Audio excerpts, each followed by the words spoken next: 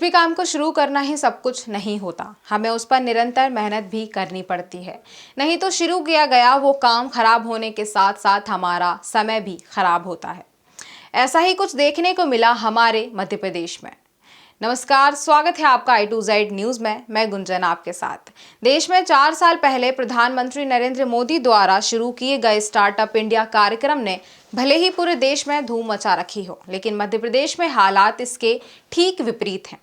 इसकी वजह है मध्य प्रदेश सरकार द्वारा लागू की गई इसकी पॉलिसी। यही वजह है कि प्रदेश में युवा भी राज्य की स्टार्टअप नीति से असंतुष्ट बने हुए हैं। आपको बता दें, प्रदेश सरकार द्वारा इसके लिए अब तक 2 बार पॉलिसी बनाकर लागू की जा चुकी है, लेकिन दोनों ही कारगर साबित नहीं हो पाए, जिसकी वजह से अब सरकार द्वारा तीसरी नई पॉलिसी लाने की तैयारी की जा रही है। खास बात यह है कि अब तक लागू की गई दोनों ही पॉलिसियों को पूरी तरह से लागू करने में अफसरों और सरकार ने कोई रुचि नहीं दिखाई, लिहाजा इसका युवाओं को कोई फायदा नहीं मिल पाया। हद तो तब हो गई जब इस मामले में रुचि रखने वाले युवाओं को कई तरह की मंजूरी और पॉलिसी में प्रावधानित सुविधाओं को पाने के लिए दफ्तरों के चक्कर काटने पड़े। इसलिए उन्होंने इस योजना से दूरी बनाना सही समझा।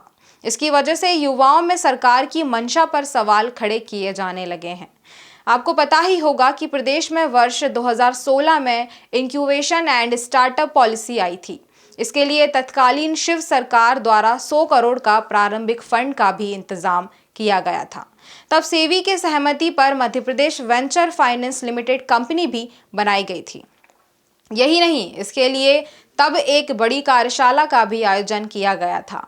इसके 3 साल बाद एक बार फिर दूसरी मध्य प्रदेश स्टार्टअप नीति बनाई गई है, जिसके बाद भोपाल, इंदौर, ग्वालियर और जबलपुर को स्टेट ऑफ आर्ट इंक्यूबेटर बनाते हुए कई नियमों में संशोधन भी किए गए। प्रदेश में 4 साल के अंदर करीब 4000 स्टार्टअप आगे आए, यानी 26 लाख बेरोजगारों में एक दिन औसतन 3 स्टार्टअप बने। आपको बता दें कि प्रदेश में सिर्फ 32 इंक्यूबेटर सेंटर हैं जो बंद होने की कगार पर हैं। स्टार्टअप पॉलिसी को बनाकर लागू तो कर दिया गया, लेकिन उस पर कोई काम नहीं हो पाया। इसके अलावा सरकार द्वारा आर्थिक मदद भी नहीं मिल पाई। इसकी वजह से इंक्यूबेशन सेंटर चलाने वाले युवाओं को आगे आने की वजह पीछे हट गए और उनको कोई मदद नहीं मिल सकी। इसके अलावा विभाग के अफसरों ने भी आइडिया देने में रुचि नहीं दिखाई। यही नहीं, प्रोजेक्ट मंजूरी के लिए युवा पूरी तरह से दफ्तरों के चक्कर काटने को मजबूर हो गए। इसकी वजह है अफसरों का व्यवहार का सकारात्मक नहीं रहना।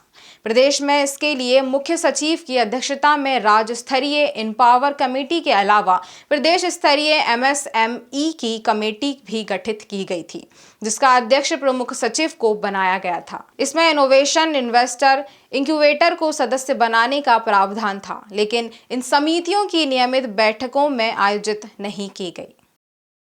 यह खबर आप देख रहे थे A to Z news channel पर। इसी तरह की तरोताज़ा खबरों के लिए बने रहिए हमारे साथ A to Z पर। नमस्कार।